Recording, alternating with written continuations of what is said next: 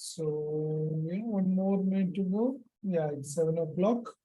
So let us start this session, Aishwarya. So today we are going to discuss about election process in India. I mean, today and the next class would be all related to election and election process and political parties, their ideologies, left wing, right wing, and problems of challenges related to elections in India. And yeah, so those parts we'll cover in next class. In today's class, we'll be mainly covering about the constitutional status of election and election commission of India, their role, and types of elections. Okay, these are some of the basic things which we are going to learn today. Okay, hi Loveleen. So let us start. Good evening, kids. So let us start the session with a few questions. If you know the answer, you can contribute something. Which is the largest democracy in the world? Why? Any idea? May not be precise answer. Yes, Aishwarya. Yes, kid. Yes, sir, I heard it is New Zealand, but I don't know why, sir. I heard it's New Zealand. You heard New Zealand is the largest democracy. Yes, in my school I heard it. Anybody else? Yeah, Loveleen. Yes, kid. Sir, but I heard that India has the largest democracy, and I think it is because India follows a three-tier government system. Like the people get more chance to choose their leaders, and since there is three forms of government, so I think India has the largest democracy. Okay. What does three forms or three-tier form of government means? So like central, state, and local government. So they are not three-tier. Okay. Generally, when we say three-tier, so one tier, second tier, third tier, it should be some this tier should be dependent on this or something like that, isn't it? But here we know India it is not centralized that chief minister comes under prime minister, or say councillor comes under, mayor comes under chief minister. It is not like that, right? So India is a federal country. Federal form of government is there. Federal government. Federal government means all the three bodies, whether it is central government, state government, or local government, all these three are independent of each other. They are not answerable to each other. They are only answerable to the constitution. The authority who has given them work is the constitution. Constitution assigned some work to central government, that you manage foreign affairs and all. Constitution has given some work to state government to their state levels, and constitution has given some work to local level. So constitution is supreme, and we call it as federal government and not the three-tier or three form of government. Okay, three forms of government, yeah, but not three-tier. Three forms, yes. Three types, three forms of government. So yeah, so the question is, which is the largest democracy in the world? Why? Yeah, Arvind, turn on your camera, kid. Hi, Anushka, turn on your camera. Yeah, so here, so this is the wrong answer. New Zealand is not the largest democracy. So this is the right answer. India is largest democracy in the world. Why? Democracy means what? Chalo, let me address this foundation question. Democracy, yes, Arvind. So democracy means that the person who is in power for ruling a particular area has to be for the people, by the people, and among the people. So basically, the person is voted for or elected.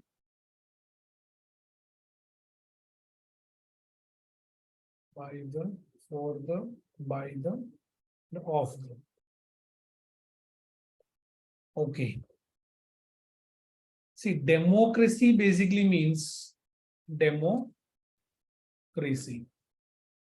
Crazy is a form of government. Demography. Demo means people. Okay, there is people's government. Are you getting this? What does democracy means? Demo means people. Demographic. What is a demographic dividend? In generally, if you see newspaper nowadays, we talk about India in India like demographic dividend. What is a demographic dividend should be there and all. That means demo means people, graph, some kind of graph. So youngsters now like more and more youth population is there in India, whereas other countries either old or children. So because youth, that means between the age of let us say 18 and above and below 30, 35. So it's like very energetic guys, right? So this is a demography. And what is a dividend? Are we able to, our government able to provide, let us say, employment and other opportunities that these youth, they can work and make India a better place in all the ways. So that is demographic dividend. So coming back to demo is people, democracy is government. So democracy means people's government. Okay, people. So people is important. So when we say largest democracy means in any country, wherever democracy is followed, their population wise, India is biggest. Are you following? China is the largest country in terms of population, but democracy is not there. Yeah, in fact, if you see when India got independent in 1947, at that time, like this was, none of the other nation ever had this kind of directly after decolonizing. That means UK or Britain colonized India and other countries across the world. Then countries became independent. That means decolonized, isn't it? So when India got decolonized, there were no examples across the world where any countries ever, as after decolonization, directly went for this kind of democracy or adult franchise. That means giving right to vote to all the adults of that nation. Rather, there were no universal adult franchise. It was limited adult franchise. Only those who are paying taxes or those who have some kind of educational level, only they have the right to vote. And after a certain number of years, when education was provided, what is politics and all, everybody understood the power of vote, they have understood. Then that country gradually changed into a universal adult franchise wherein every adult could vote. Okay, but Indian leaders believed, although in India literacy rate might be less, but people are very much aware about the politics and how things work. India has been struggling for independence for more than 100 years. So all the people across the world, different leaders have touched them and made them aware about these kind of things about unity and all. So they know that was the belief of our leaders. So they made India as like a democratic country wherein universally everybody could vote. So across the world, those periods, this was the news across the world.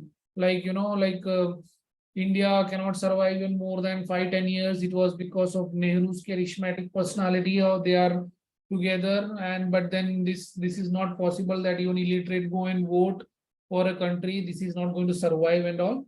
But then we have proved them all wrong. And our leaders, whatever decision they have taken, even today we are following the same constitution with some changes here and there with universal adult franchise, and India has been growing robustly and also gone through different ups and downs. But then overall, our constitution and same kind of universal adult franchise is still prevailing. Okay, so when we say largest democracy, that means in terms of population, India is largest democracy. Okay, so here are we told something about for the people, by the people, of the people. Okay, so in democracy, when we say people's rule, so what does that mean in democracy? For the people, by the people, of the people. So let us first say of the people. Okay, of the people means the leaders who will manage this nation. We have representative form of government. Okay, our representatives are in a way managing or ruling the nation. You may always ask, sir, democracy, if it is the rule of the people, then why people are not directly ruling India? Right? Do I have power? Do you have power as an individual? So yes, we all have. In countries like Switzerland, okay, their population is really less. So any matter, if they have to take a decision, all the people of that country would come in one ground, and there would be one table, kind of huge podium kind of thing would be there. Now one person would ask, okay, we want to discuss about this law for our nation. What is the size of the nation? Not even our district, right? India's some of the districts would be much bigger than that. Forget about the states. Okay, union territory maybe. So the people, okay, those who are saying yes to this new proposed law, all of you stand on this dais. So they all will stand and they will see how many people are here and there. Oh, more number of people are there. Okay, majority are saying yes, so we have passed. But is it possible in cases like India, wherein now presently we have, as per 2011 census, 121 crore people? Is it possible that we all come in one platform and discuss? Not quite possible, right? Even 100 people find it difficult to organize. Here we are hardly 15 students we are taking. We also find it difficult to discuss many a time if all the students are interacting. So can you imagine where how difficult it would be for crores of people? So that's why we have what? Representative form of government. Representative form of government. That means out of, like, let me just draw this here. I'm not just deleting any of this thing for now. Well, let us say this is India here.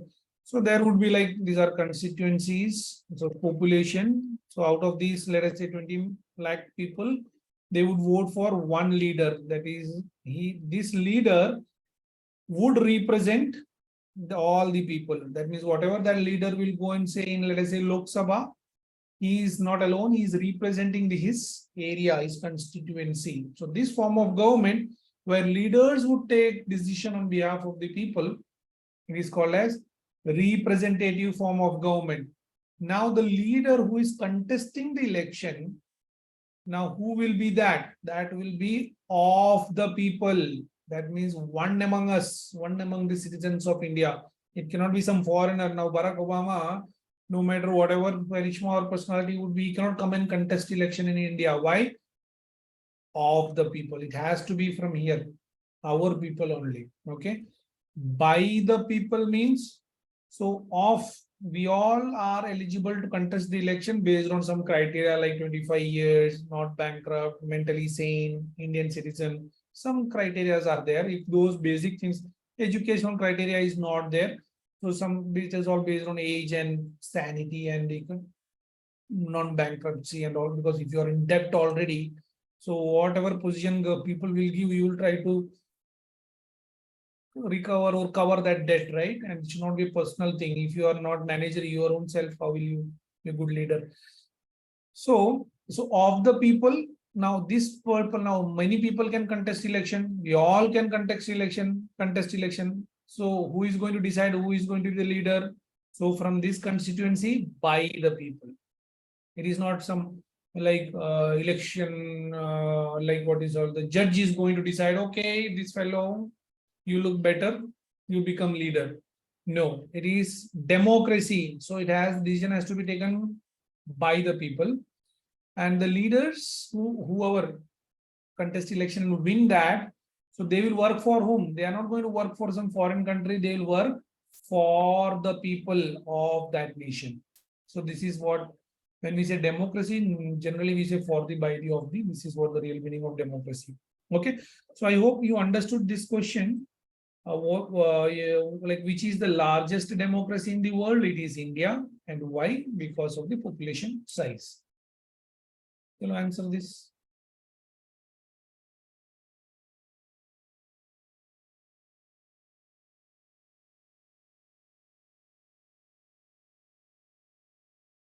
Yeah, anybody? Give it a try. Diverse range of elections spanning different levels of India. Can you identify, name various types? Lovely already told. We have national level election, one, wherein we vote for MPs, member of parliaments. When we say MP, one is like national level election, wherein we vote for MPs. When we say MPs, like it could be a general election for Lok Sabha. Okay, so we only vote for Lok Sabha elections. Okay, whereas also for Rajya Sabha election would be there, but these we do not vote directly. Okay, I will just tell you in shortly where like who votes for Rajya Sabha members. For Lok Sabha members, it is called a direct election. We all would vote, okay, from different constituencies. Then national level election would also include like president's election, and president election would be there. Prime minister, no, there is no prime minister election. Vice president election is there. Okay. So, and all these things are managed by election commission only. Then second is state level election. So state level election would be MLAs, and this also in most of the states we have only Vidhan Sabha or legislative assembly, it is called as. Okay, and who votes? Direct. So it is the people. We only directly vote for these MLAs. Whereas in a few states also have Vidhan Parishad like Rajya Sabha. There again it's an indirect election, same like this Rajya Sabha. Then there are no votes for governor and all. Okay, nobody votes for governor. Governor is directly appointed by the central government, by the president. Then third level is called as local government. Okay, local government. Now, when we say local government, local would be either, see, any local area, when either you would be staying in a village, okay, or you would be in a, we can say semi-urban, or city or town, or you would be in a metro city. Okay, city would be normal city or metro city. One of the three places. You cannot be in all the three places, although if you are housed in three places, but you know your electoral voting, that election card would be from either one of these three places only. You cannot be in all the three places. Okay, so if you belong to village, then there you vote for village panchayat or gram panchayat. Okay, and if you are in a, let us say, semi-urban or town, then you will vote for the councillor there, councillor. And if you are in a metro city, again you vote for councillors. Okay, so and just one more thing here, if you understood this much structure. Okay, this is an end to itself, like councillors, then they will appoint a mayor and they will manage the metro city. Very rich councillors. I mean, they don't need much help from any state and all, because the metro cities and all, you see so many shops. So all these shops would give some tax to this this metropolitan places managed by this mayor and commissioner and all. So it's a rich body. Okay, so you will see cities all clean and roads and mainly electricity and hoardings and all these things, they'll get one or the other way money. Whereas here you would see there would be councillors and the head would be chairman, chairperson, because it could be male or female. It is not relatively that rich. However, when it comes to village, gram panchayat, it is relatively really poor, because in one gram panchayat, hardly some shops and how much they would pay. So gram panchayat would be relatively, even if they have ideas and many things, but they would not have finance or that kind of resources or manpower to manage things. So our village level, it has been made 3 tier. Now this is called tier. Okay, so one is gram panchayat, and every place would be there a gram panchayat. Now a few gram panchayat would come together and it would make a panchayat samiti, or it is also called as block panchayat. Okay, and a few block panchayat or panchayat samiti at a district level. Okay, within that district, they would form a district panchayat, or it is also called as Zilla panchayat or Zilla Parishad. So this gram panchayat, if they want something, more resources, more thing, they would go and convey here. Their leader would be here. Okay, when you become IAS and all, you will be initially posted for training at this level. Here, these are all like elected bodies, but you will be a permanent executive who will be like block development officer. Later on, after training and all, you become district magistrate and then attached to ministry and such kind of things. So this is Panchayat Samiti or Block Panchayat, and this is Zilla Parishad. Further, if they have better ideas or management of entire places and all, that would be at the Zilla level or district. See, when we say district, you should know one more thing, if some of you are not aware. So, like, I am in Vadodara district now. Okay, this is Vadodara district. Our institute is based in Vadodara, Gujarat. Okay. So now in Vadodara district would be, and one part of Vadodara, like this is Vadodara metro city. Okay, so it is called as Vadodara city, and this is a metro. This is a part of this district, and inside this we have, like within this district, apart from this metro, there are like 4 or 5 towns. Okay, and apart from this 4 or 5 towns, there are like around 300 or more than 300 villages. Okay, so this district collector or district magistrate, he would not only manage this village, but he would be managing this entire district. Although one more IAS would be managing this Vadodara city, he would be a city commissioner. Okay, city commissioner. But he would be limited to this, and he is also answerable to this district level at district magistrate. And all these panchayats will have their own level, and this group of panchayat will have one block, and there will be block development officer, block. All this BDO will be answerable to district magistrate. Yeah, understood? Is this clear to all of you?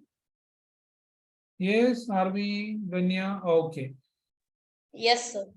So, who is responsible for conducting elections in India? Most of you should know. Yeah, Meghna, turn on your camera, kid. Anushka, Labhya, RV, Aishwarya. Yes. Who is responsible for conducting elections in India? Is it that difficult? Why? Nobody. Yes, Aishwarya. So election commission. Election Commission of India. What about so Election Commission of India would conduct election at national level election? What about state level election? Is it Election Commission of India? Yes. So Election Commission of India, it was there in original constitution, Election Commission of India. Okay. And they would conduct election for national level, whatever we discussed there, president and MPs and all. Also at the state level, it is the Election Commission of India only supervises and ensure that the free and fair election happens. In our original constitution, there was nothing about local government. Okay, about panchayat and all, it was not there. Panchayat, municipality, corporation. This was added later on in our this constitution. Constitution is a document, right? Constitution is this document. So there were like, yeah, constitution is like a book, like a document. So there were so many, it has parts in which these things were written, right? Like each part will have major heading, and under each heading, the contents written, we call them as articles. Article 1, 2, 3, 4. It talks about union and its territory, like India, that is Bharat. The name of India is written in first article. This piece of land would be known as India. Also, it can be known as Bharat. 2 names were given. Okay, so everything is mentioned here. So if you see this panchayat, municipality, these were not there in original constitution. These were amended. As you could see, it is not taking that just number, also as alphabets like A, B, C, D, F, G, H, L, M, O and all, P, Q, Z. And these things were, so original constitution was not having these local bodies, which was added. So when you edit the constitution, who can amend the constitution? It is again written within the constitution itself. Okay, here you could see amendment of the constitution. Okay, who can amend the constitution? Here it is written that parliament can amend. So whenever parliament majority of people think, okay, now we need local bodies, because although we call ourselves a democratic country and it is a people's country, people are managing everything, but people hardly know MLA, their MP. Isn't there is no connection with politics and people, although we call democracy. So the real power is with the people, but then those who are already in power, they are only enjoying everything, and people are never feeling. So the true democracy is not there. This was what felt by the leaders. And it was mentioned in the constitution that whenever you feel that, please ensure that local government is also there. Okay. So the constitution was modified, changed. So that modification is technically called as amended or amendment. Every change that is taking place in the constitution comes with a unique number, amendment number 1, 2, 3, 4. So this was 73rd amendment, which added panchayat. 74th amendment changed to the constitution, added municipalities. And everything, where how panchayat will be formed, how many like members would be there, what they will do, what are their roles, where from where they will get what all sources, and municipality, all these details are mentioned there in the constitution through this amendment. So at that time they said, okay, who will conduct the election for the Election Commission of India? No, they are too busy conducting election for national, state level, many things. So let us create a new body, that is Election Commission for states, and they will look after this the election and supervision of entire this process of local government. Okay. Whereas Election Commission of India will look after the work of national level as well as state level. In some exams, these would come and we get confused that Election Commission of States look after the election of state. No. It is just for local. It is Election Commission of India only. Okay. So yeah, this is again one part of constitution is called as schedules. So any list of things they would attach as a list as a different category. Schedule 1, you would see state and union territories name and their boundary details. So in India, how many states are there? What are their boundaries? How much area belong to that? What is the name of these states? Odisha and Andhra and all those names, everything is mentioned, should be mentioned in the constitution. So those kind of list kind of things are mentioned at the end as schedules. Okay. So that is about this. Who is responsible? Yeah. What is the role of Election Commission of India? So it is to ensure like, okay, these questions I put there to discuss, but I see not much of interest you guys are taking in answering, or you're not aware of this. Okay. So let me answer this. If you know, you can raise your hand and share your thoughts. Okay. Yeah. What is the role of Election Commission of India to ensure ensure fair election happening, because without fair election, India cannot be a true democratic country, right?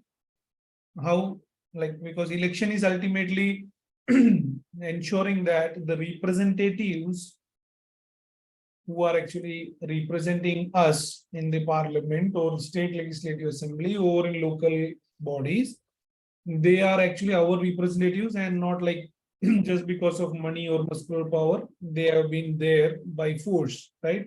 So who will ensure that? Election Commission of India. So they comes up with many different like model code of conduct and very strict guidelines.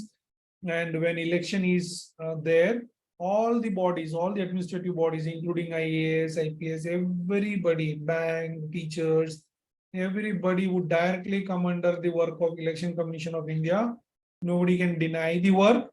Nobody can absent there when once the work is given, because this is going to make a major change in overall system, right?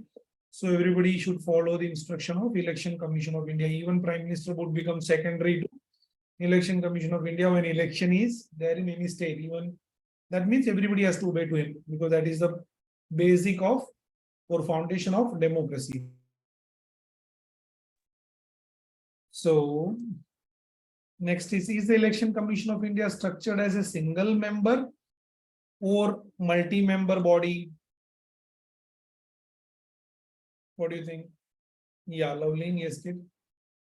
So there are 3 members. One is the chief and 2 under Yeah, him. Chief Election Commissioner and other 2 election commissioners.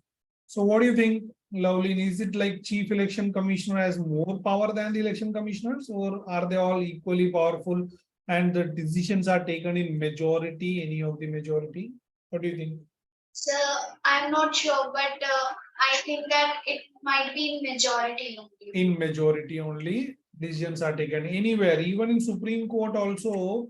Supreme Court also, we have Chief Justice of India and other judges of Supreme Court. So it is not like that. Let us say this Chief Justice of India is sitting in a bench wherever decision has to be taken. Let us say there is a 5 judge members are there and there is one matter under discussion. And these 5 members includes CJI as well, Chief Justice of India. So it is not that his decision is final. It is always going to be one or the other majority. It could be any kind of majority, which includes CJR or which may not include. Then why is that we have CJI or CC, chief and all? It is because for managing the administrative work, right? If any matter come to the Supreme Court, now who is going to take the call? Okay, these cases that bench will see, or you individually see, or that divisional bench see. So all the decisions, somebody has to be taken, right? For all these kind of routine decisions, it cannot be like taken in majority, right? Okay, let us take the routine decision in majority. That is not how it is. For those purposes, we have all the chiefs or Chief Justice of India and this kind of body. Okay. And ECI. So ECI, is he answerable to somebody or is it an independent body? Yeah. What do you think? Logically, is it an independent body or is it answerable to somebody? Yeah, Lovely, yes, tell me. So it is answerable to the Lok Sabha and Rajya Sabha. It is Like the answerable parliament, it is answerable to the parliament. to the parliament. It is answerable to the parliament. So if you see, it is not actually answerable per se. It is an independent body. Okay, it is an independent body, because unless, let us say, Chief Election Commissioner or the other election commissioners, if they are answerable to Prime Minister, President, or any individual, or say any government for that matter, and if he has some kind of fear, oh, I mean, they may take action, they may remove me, or something like that, then he will not be, or these members will not be able to work independently, that is freely, without any fear. Most of the work have fear, right? Either job fear, salary fear, or such kind of fear. Their power may go, or their posting may not be in good place. These kind of fears are there in many government employees. So if those kind of fear is there in these people, then will they be able to work independently? No, because whomever they are fearing, whichever body or individual they are fearing, they will think like they can manipulate them, right? And if these guys are manipulated, then it is not at all a democracy, because let us say the Prime Minister of India, and if they have any kind of even iota of fear of this person, that oh, if he summons and they are runningly reaching there, oh, PMO, Prime Minister Office, is calling the election commissioner. That was in news recently, that election commissioner was summoned or called by PMO, and that has become a very big news. I mean, how can this can ever happen, that these independent bodies can be called up because by any say PMO, or for that matter anybody? That means you are subordinate to them, right? And if you're subordinate to them, then how can you conduct a free election? And what kind of discussion do this body wants to have with these people who are planning India's election? Isn't it? That could be some state level election, national level election. So there cannot be any meeting with these 2 bodies, can never happen. Are you getting my point? What I'm trying to convey? Sanskruti, Danya, Meghna, I am just discussing mostly with those people who put their cameras on. Okay. Yeah. So here, so they should not have any kind of fear, right? So then only they can conduct freely and fair election. So they are an independent body.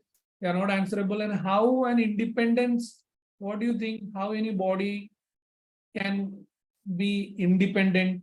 You see the mind used by our constitution makers. Anushka, can you think of something? What power constitution would give these guys to ensure that you do it freely, don't have any kind of fear?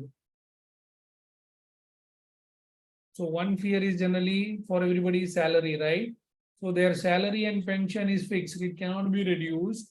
Even after their retirement, it would be, I mean, of that they can maintain that status. They don't have to be dependent on any authority. After generally after their retirement, government cannot hire them for any work, because otherwise also they would be dependent on government, right? Oh, I'm going to get retired, let me get some job. Okay. So ideally government employment will not be given to them, so that there is no connection, there is no dependency at all. Okay. And removal, okay, how can, if these guys, if they are doing some any kind of unfair practices, how can they be removed? So that removal should also be made very strict, isn't it? So they can only be removed by parliament, not any individual party. And in parliament also, there required special majority. Okay. Special majority means in the parliament, when we say parliament, parliament is what? Parliament is a law-making body in India. All the laws at national level is made by parliament, state level is made by state legislative assembly, local level we already discussed. So in parliament means law-making body, it includes what? Lok Sabha plus Rajya Sabha plus president. All like a bill would pass from here to here or from here to here, then finally it will go to president. And when the president will give its signature or assent on that date, that will become an act, okay, or become a law. Till that time, that paper which is moving from here and here, anytime that paper can be cancelled, that is called bill. But once it is signed by president, it becomes act. So who can remove election commission? Only parliament. And how can they remove? So in Lok Sabha, what are the total number of members? 543. In Rajya Sabha, 245. So it is not like both the members would sit together. No, independently their voting would happen. Okay, this is called motion. Okay, election commissioners removal motion. So 2/3 of the members present and voting. Okay, they are 2/3 of the members, those who are present that day, they should agree to this. Okay, like, okay, we are agreeing to this removal. Not only this, plus 1/2 of total member, that is 553 divided by 2. They should also agree to the removal of election commissioner. So this is so tough. I mean, because let us say they are not listening to pleasing BJP for now, ruling party. So BJP may have any number, let us say 300. But then it is very difficult to get that kind of 2/3 unless and until you have that many support in Lok Sabha and Rajya Sabha. Now, here also 2/3, here also 2/3, then it should go to president. President also should, yes, this guy has done something really wrong. It can only happen if that fellow is mentally ill and is just doing random thing. Okay, otherwise, that kind of majority is quite difficult. So you could see how difficult it is to remove Election Commission of India.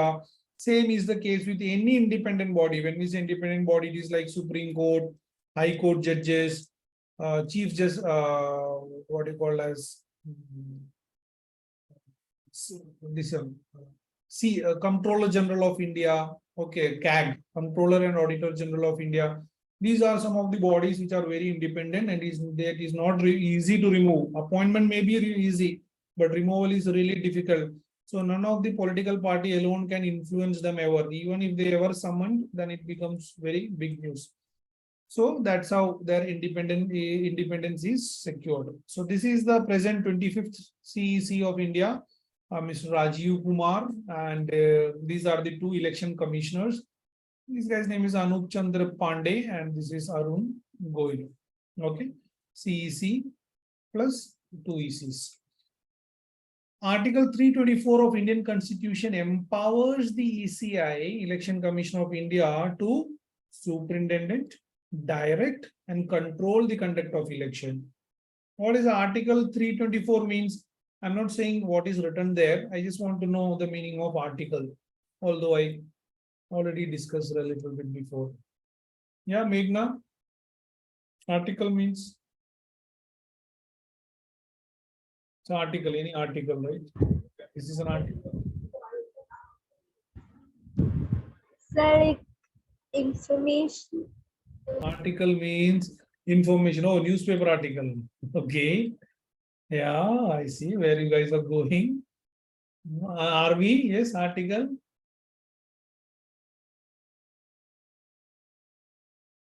Sanskriti knows what is article. Sir, I think it's like a paragraph or something which contains information about something Paragraph. particular. Yeah, where are you lost? Are we? Are you not with me in the class today? Or physically? Sir, actually, my network is not very good today Okay. because we had power outages. Danya, are you there? Okay, you raised your hand, don't answer. No, sir. No, don't answer if you know. Okay. Let me, those who know, raise your hand. Sanskriti already raised once. Why you lowered your hand? Lovely might be knowing, I think. Lovely, raise your hand if you know. Aishwarya? Aishwarya should also know this. Article. Yes, it's like a piece of information where Piece of in constitution. piece of Okay. info. Article 324. Piece of information in constitution. That if that is the case, then you're right. So we discussed here, right? Article numbers. Everything organized in parts, major parts, section as a name, and unique. Each articles are unique. Okay, so these are like later on changes made in the constitution and added. So if there were originally 392 articles, so if at all editing or changing or amendment needs to be done, then they would have easily written 393 article, 394, 395. They did not do that because holistically all parts were already given. So whatever changes they want to make in certain parts. They want to add something, remove something. So they would write within that. And how is it like 51 and 52 is already taken? So they would say 51 A, B, C, and all as you add more in that part. Okay. So when we say article here, Article 324 of the Indian Constitution empowers, that simply means there should be some article 324 that is somewhere here. So 324 to 329A, it all talks about election, which is covered in part 15. These kind of things are asked in preliminary exams. Although it can be used in writing your mains exam to write something about, let us say, recent changes in election commission. There you would write, although the content you would write, but you would also quote Article 324 says this, and this is what has been breached or whatever. So 324, we are talking about this. What does it mentions in that particular 324 of the Indian Constitution empowered the ECI to superintendent, direct and control the conduct of election, and ECI has the authority to ensure fair elections, delimit constituencies, and enforce model code of conduct. What is delimit constituencies? Yeah, Danya would know. Danya? Loveleen?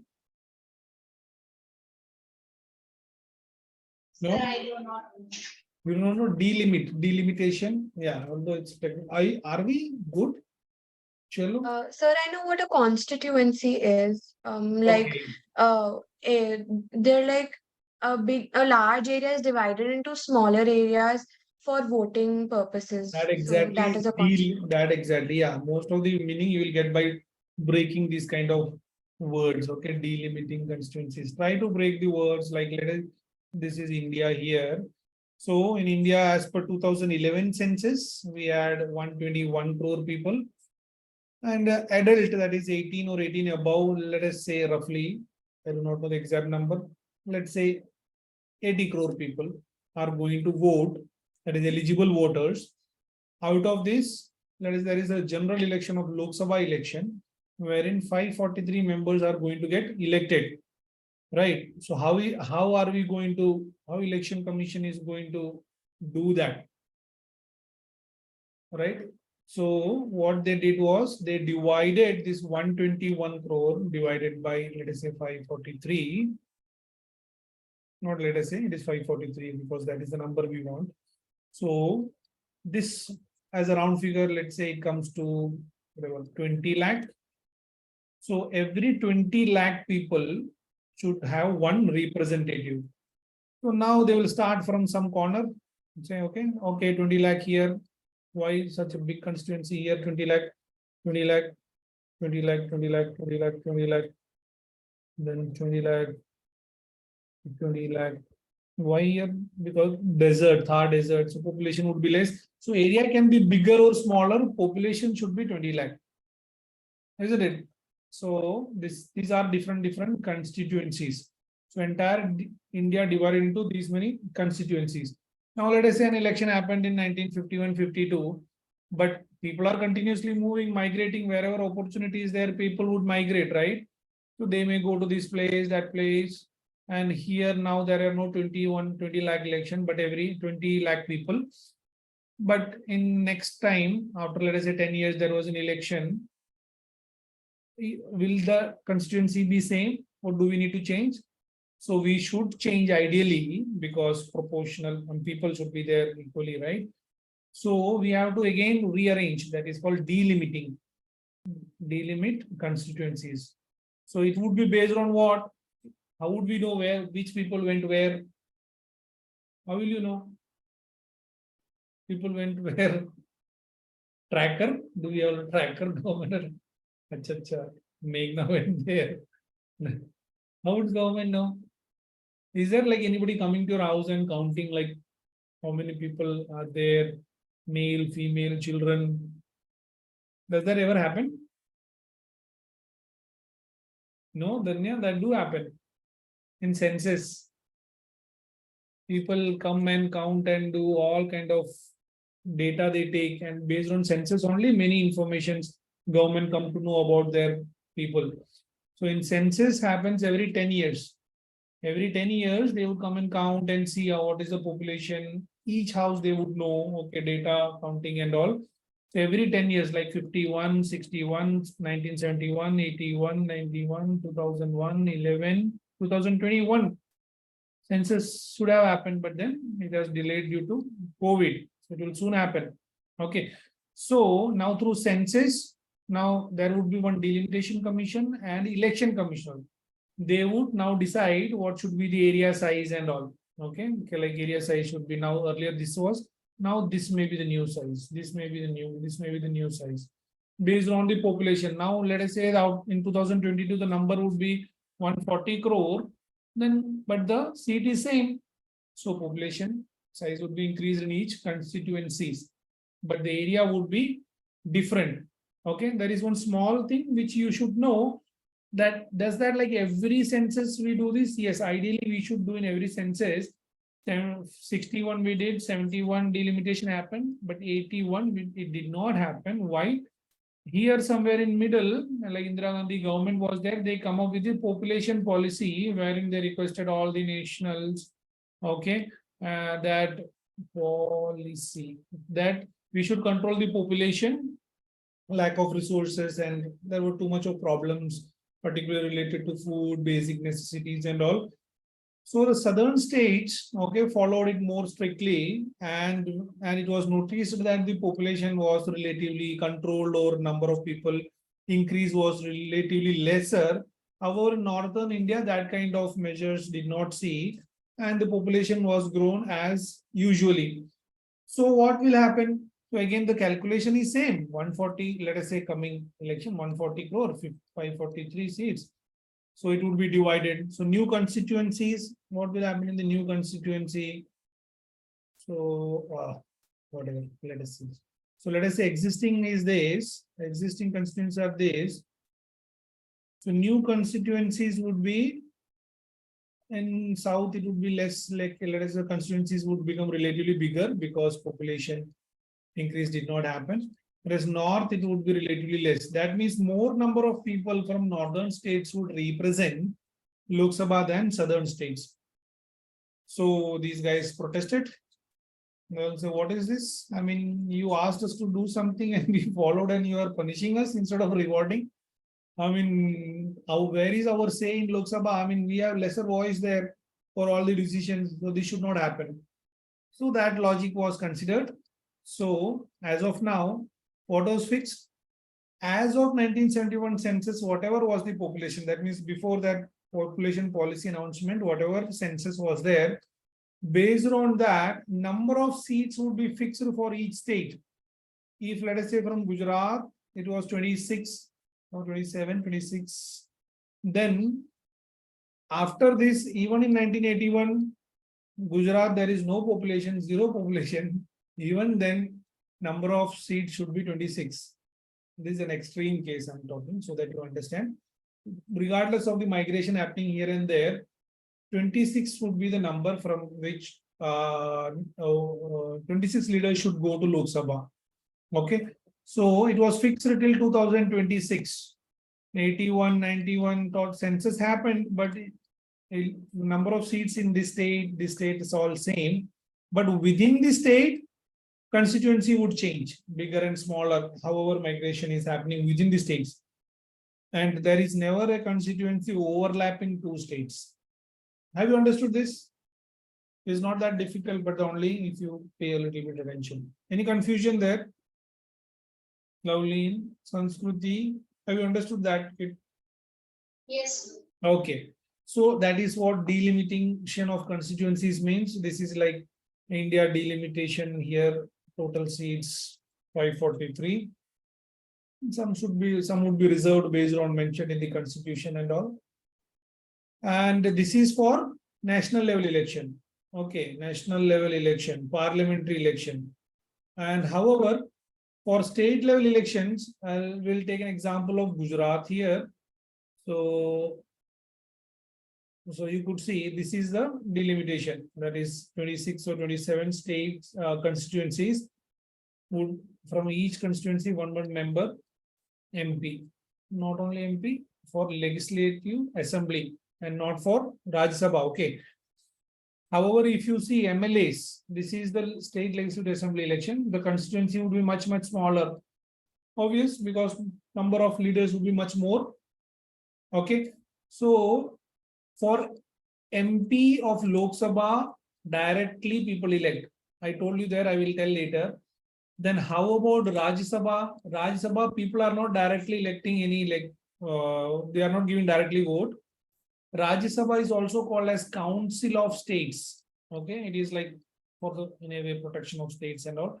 So the leaders that we choose here as MLA, these leaders would decide, like let us say every state is given certain number of, these many number of MPs would represent this state in Rajya Sabha. So for Gujarat it is 11. Okay.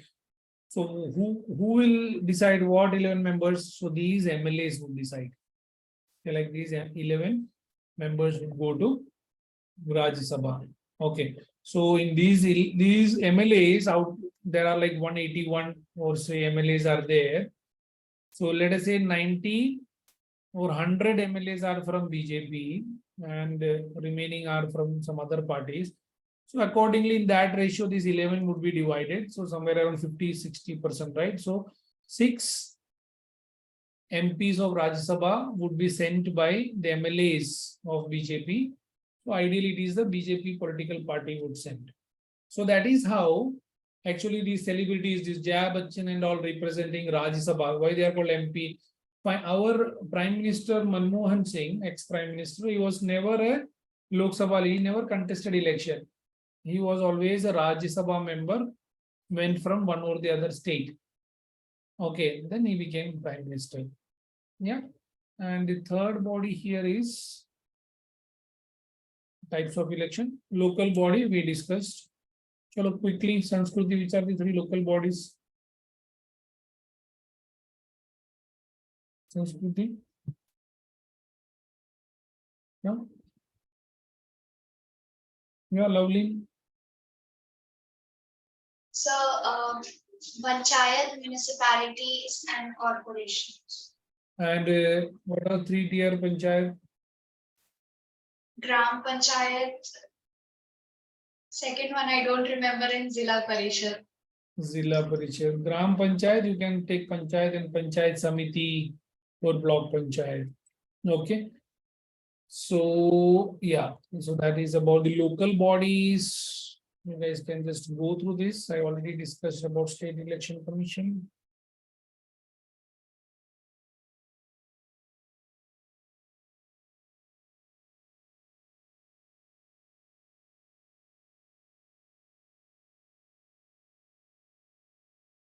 Okay, so let us take a quick break here, 5 minutes, and we'll come back and discuss further.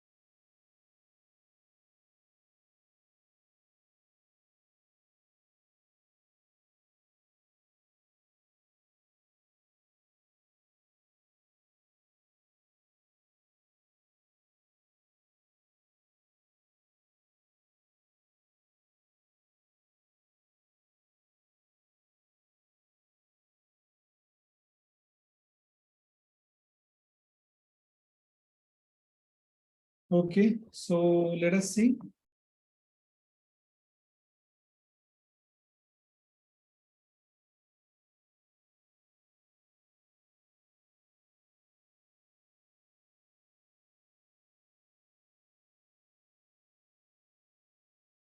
You all are here. Sanskruti, RV, Aishwarya, Meghna.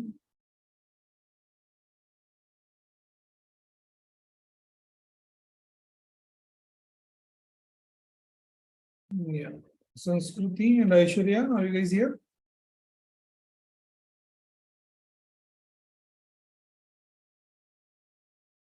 Okay.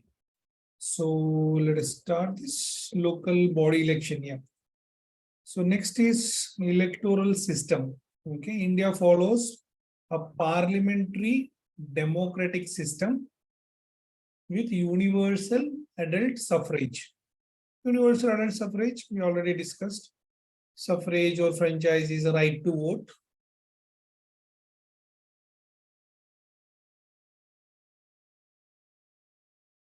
Adult country can decide what age should be adult. In India, it was like earlier it was 21, then in 68th amendment, it was changed to 18 now. India, as per Indian law, 18 and above are called as adults. And we have universally, we are giving right to, our constitution gives the right to all the adults to vote. As I told you earlier, it was not universal. It was called as limited adult franchise. So this limitation could be based on gender, that only male can vote. The limitation can be based on tax, either whether you are a taxpayer only, then you can vote, such kind of thing. This can be based on education.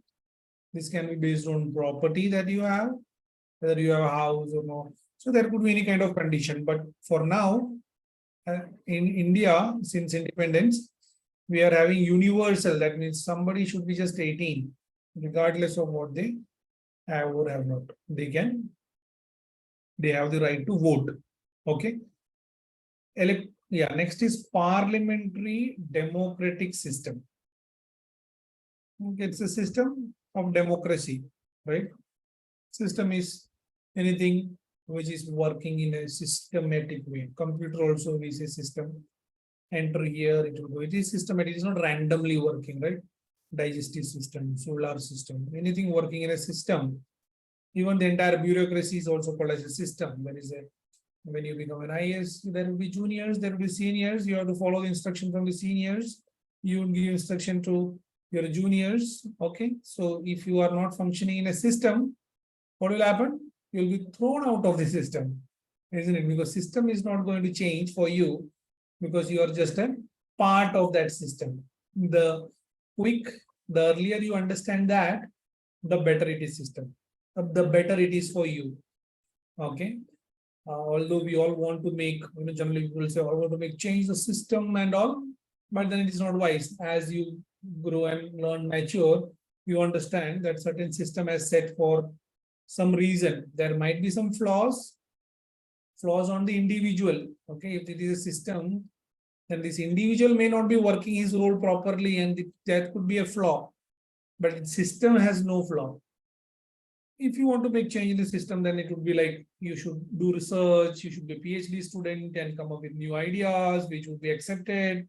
Then you will be rewarded Nobel Prize, and the world and the countries would accept that, right? But if you are just a part of it, you try to follow the system, and that is how things work. So the system in India, like we have a democratic system. Democracy we already understood. Parliamentary democratic system. So any democracy across the world, as of now, we have like presidential form of government, which is in USA, okay, which follows a separation of power strictly. And we have parliamentary form of government, okay, which is there in UK. And India also follows parliamentary form of government. Parliamentary form of government, in parliamentary form of government, head of the government would be Prime Minister, whereas the head of the state, the first person of India Head of the state. State is not like Gujarat, Rajasthan state. State also means nation. Okay, head of the state is president of India. Okay, in USA and in presidential form of government, head of government as well as head of the state both are president only. Okay, president only. In parliamentary form of government, the real power lies with the prime minister, whereas president is more like ceremonial position. This is for ceremony purpose and all. Okay. In UK also, it is, as I told you, parliamentary form of government, but in UK, in India, it is democratic as well as republic in India. Okay. Whereas in UK, it is democratic monarchy. So they also have a prime minister, but the head of the state is not president, who is not getting elected every 5 years. That is republic. It is not a republic public. Rather, it is a family or a dynasty that is called monarchy, which would be the head would be king or queen, where it was Elizabeth, but now it was changed. It is changed. All right. So that is called monarchy. So in India, it is the prime minister that is head of the state. Okay, and there is no direct election for prime minister. It is done through members of parliament. That also Lok Sabha members of parliament in majority elects, nominates, not elects, nominates the prime minister. Okay, so India follows a parliamentary democratic system with universal adult franchise. And for this parliamentary democratic system, where the head of the government is prime minister, he is appointed or nominated by the Lok Sabha. Like we have 545 members, 543. Earlier it was 545, but the two members, Anglo-Indian community, for them, 2 nominations were there, but it was removed in 2019. So we have, there is no nomination, direct election. 543 members. Out of this 543, it has to be an even number. So you generally add +1 divided by 2. So it would be 272. So 272 members agrees that let us nominate this person, this member as our prime minister. He will become prime minister. Okay. Now these members of parliament in the Lok Sabha, how they are elected? Through a constituency from India, right? Through a constituency from India. In this constituency, how the election should happen? Okay. There are various ways of elections. Political theorists have come up with different ideas. So that is, one is called proportional representation and all. So in not there are not many, but then yeah, a few. And India has adopted first past the post system. First past the post system.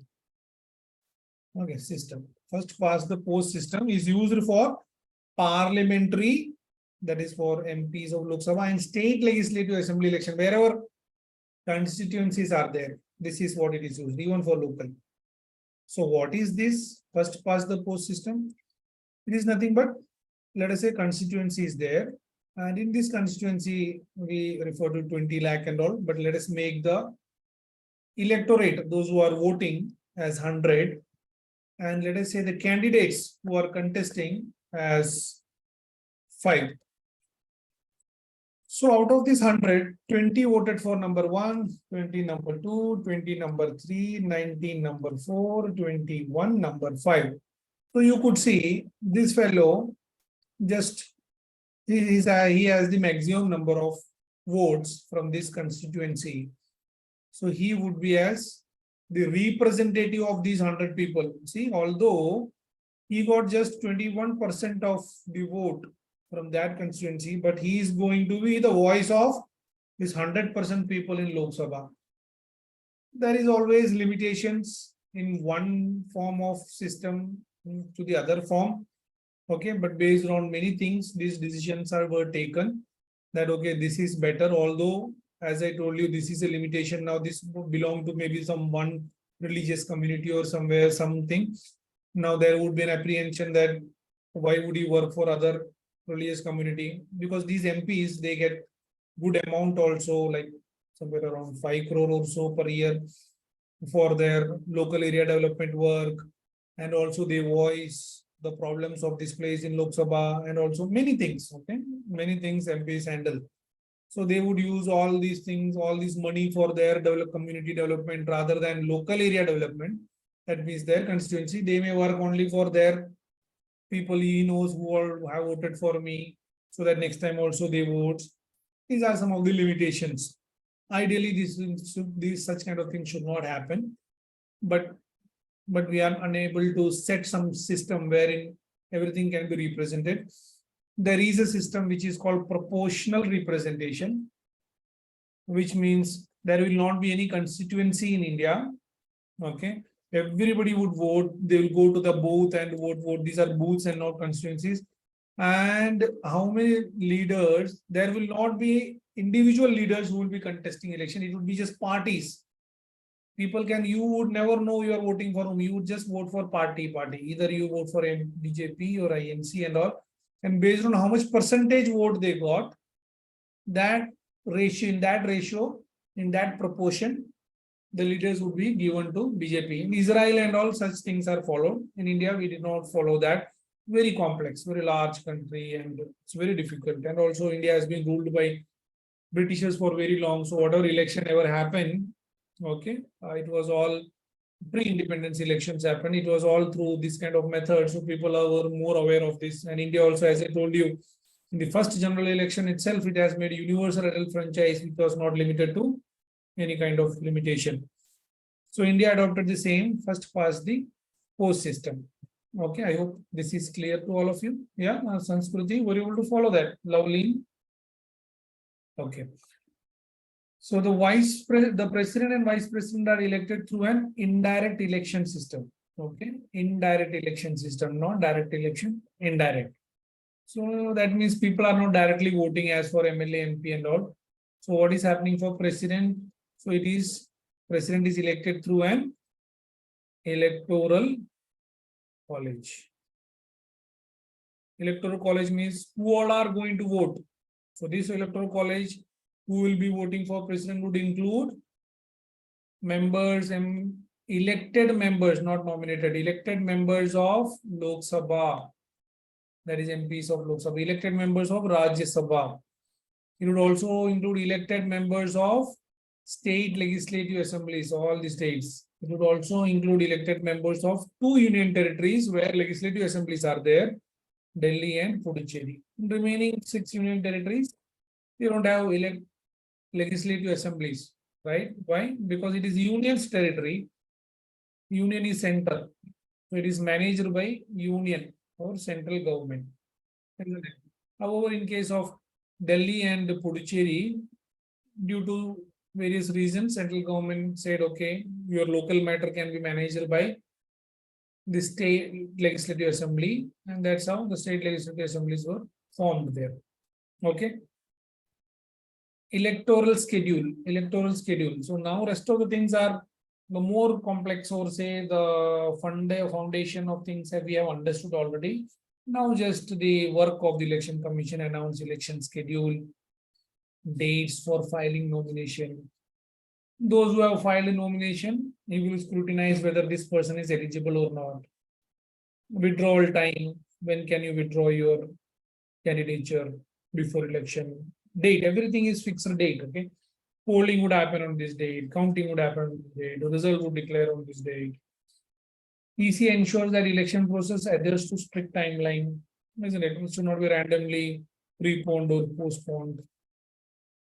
Election schedules are decided based on factors such as availability of resources and security considerations.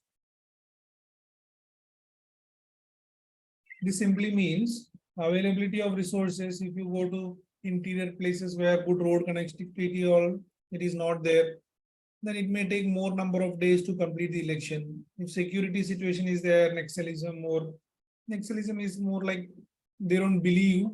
Naxalites means what? They are a group of people who were earlier in Naxalbari area of West Bengal. kind Maoist, okay, following the ideology of Mao of China. Indian India, because that is a place where this whole thing started, Naxal. So we also call them Naxalites or Naxalbari. What is their idea? Their idea is, oh, Britishers went, Raja all gone. Now we say democracy, but those Rajas are only even now ruling in the name of democracy. We want to bring true democracy. So we want to eliminate all this. They would not let the normal election process happen. So they will create many problems. And many villages support such kind of movements because of the lack of developmental work that government has done. There is haves and have not, city developing, village deteriorating. So there are hundreds of reasons. Country so big, right? So security concern will always be there. So in this kind of situations, what will happen? Election process will be delayed, right? CRPF and everybody should be there to ensure that election is happening. Okay. Nomination process, even Prime Minister after in 2024, when Lok Sabha will be dissolved, he will be just a normal person. He needs to go to nominate himself. Okay. And the candidate need to file nomination. Now, political parties and independent candidates can nominate candidates for election. So if you want to contest election, do you think you can contest? Yes, you can. Or no? There is some basic condition that you should be full Lok Sabha member 25 years, Rajya Sabha 30 years, Prime Minister President 35 years. And some, as I told you, some basic Indian citizen and all, that's it. No education qualification. You can contest election, you can go and nominate yourself. Either what you will do, okay, you will say, I belong to this place. I want to contest from this constituency. So either you will go and join some political party, say BJP, INC, any political party, and you will ask that political party, I want to contest election. Please give me a ticket. So they will say, no, I mean, there are party workers who have been working for entire life and even they haven't got the chance, then why should I give you? Right? But still they may give you when you would have done some exceptional work and people recognize you. If you're an IAS officer, done excellent work and you just resigned for maybe 10 years, you have worked as an IAS and now you feel I would like to contribute directly through society, through social method rather than working in a system, I would be more efficient this way.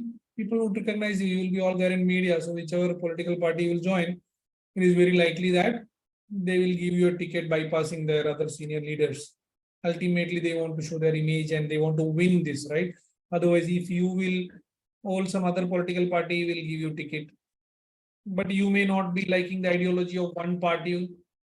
Okay. Let us say you don't like the ideology of any party. That means idea behind that party, how they function and all. Then what you can do, or they don't give any ticket to you, but still you believe you want to contest.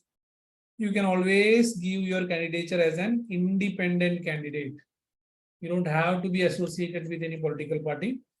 You can directly go and tell I want to contest election and you can contest based on some basic qualifications, as I told you. Some criteria are there, which are not that difficult.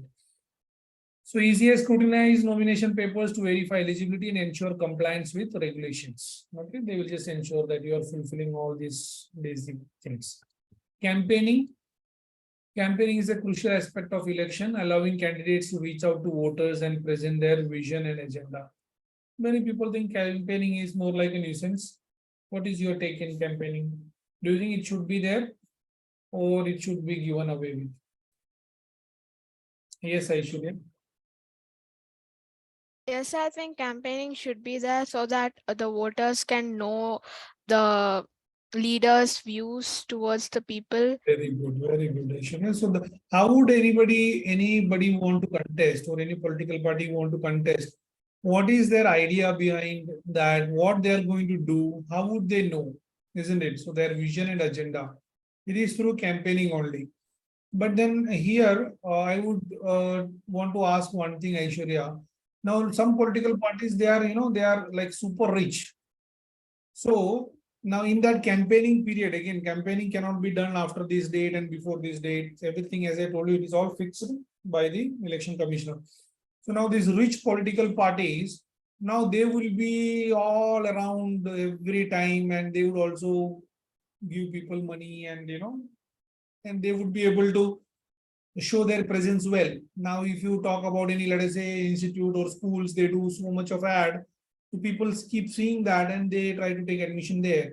Now, those institute or those who are not able to do that because that requires too much of money, and but then their quality of education might be much better. There, the admission would happen relatively less. But here, it is like any one member is only going to win.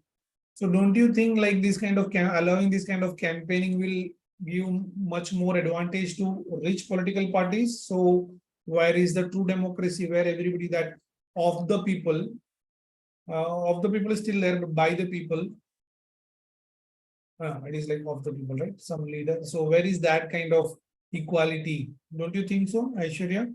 Yes, I think it's all based upon the people's opinion.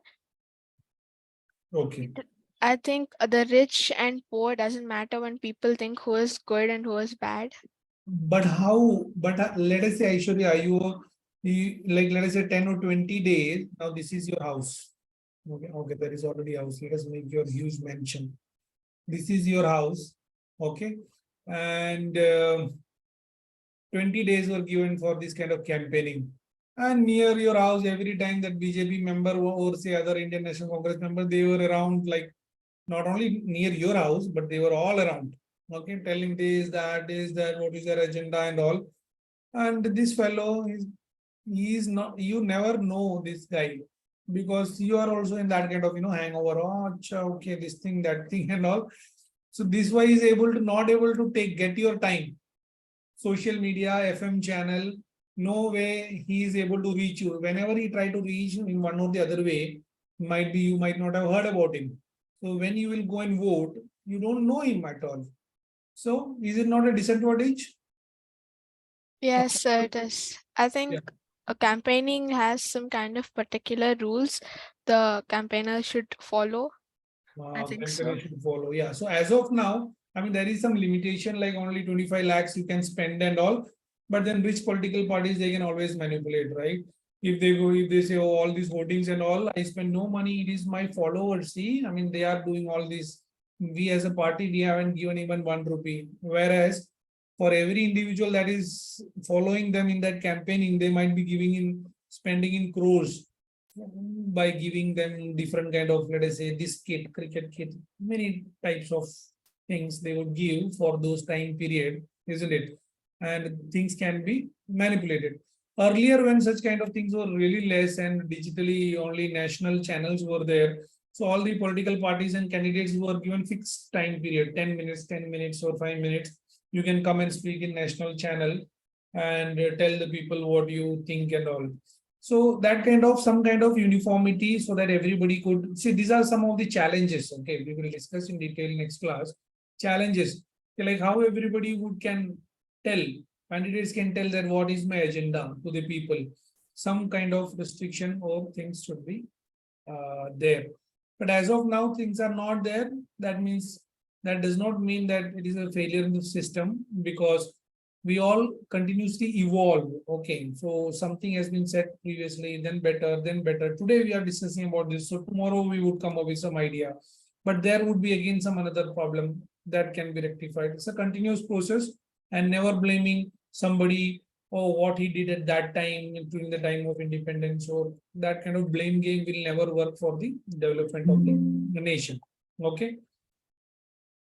Candidates and political parties organize public, okay, roadshow, door-to-door campaigns, connect votes. Okay, this is one thing. Model code of conduct is a set of guidelines. So election commission come up with guidelines for fair play, ethical conduct. Okay, so that a level playing field for all candidates happen. Okay, you cannot abuse, and many kind of conduct, how you should conduct in campaigning. Okay, maybe loud music, then old people would be there. I mean, there are many things. So these are more like a ethical restriction. There is no punishment for this. Okay.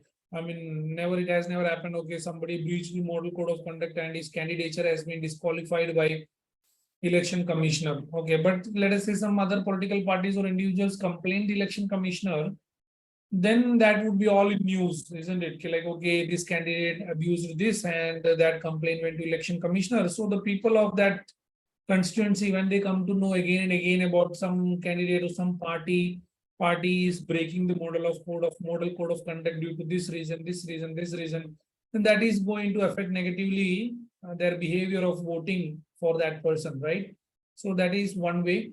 And although election commission would take some, they would call and explain things and things would be suspended, that's it. But otherwise, there is no punishment as such, but it can be clubbed with other Indian penal codes, criminal procedure code. If somebody has done some crime, then it can be mixed with that, and that kind of punishment could happen, but not directly, just based on this. Voting process: on a designated day, eligible voters cast their vote at assigned polling station. Polling booths are set up across the country, facilitated voting. EVM machine used, ensuring sufficient efficiency and accuracy in the process. Counting of votes and result declaration. It would happen. Election Commission would oversee all these things. The simple steps. Counting centers are designated and the process is carried out under strict supervision. Results are declared for each constituency. These are like really strict. Okay, when I was working as in a nationalized bank, we were called for voting, for supervision, and even counting. So it's all happened in a very strict environment. It is not at all compromised. The candidates with highest number, then only people who trust, right? Otherwise, who is going to believe like he's a leader? Even one case will come out, then also you would see things are getting challenged.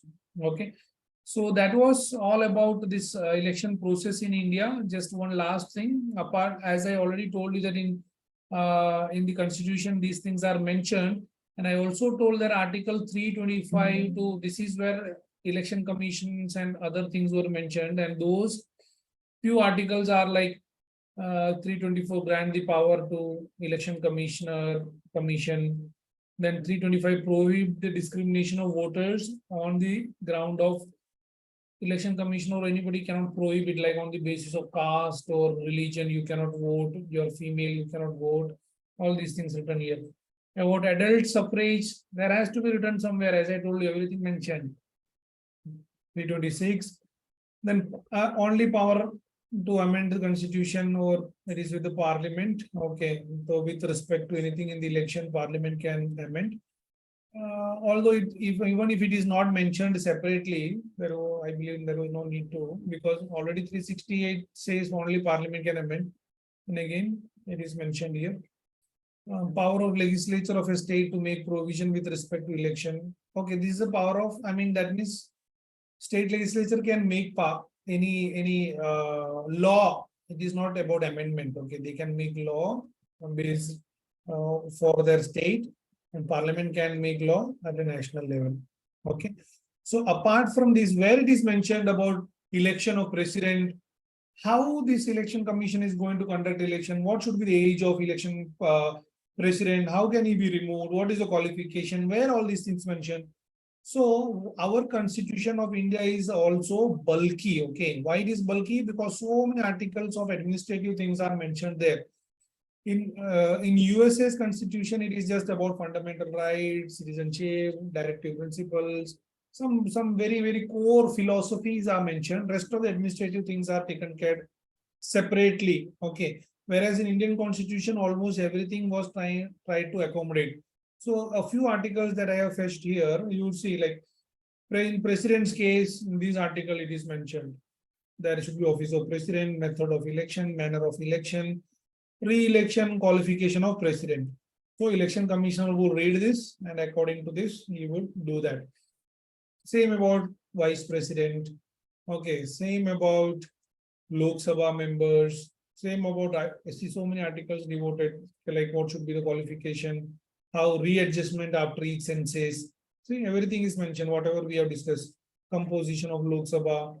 So you would see so many articles devoted. Now, these are no philosophy, right? This is just how to appoint and all. These are just some basic administrative things. It is all mentioned in articles.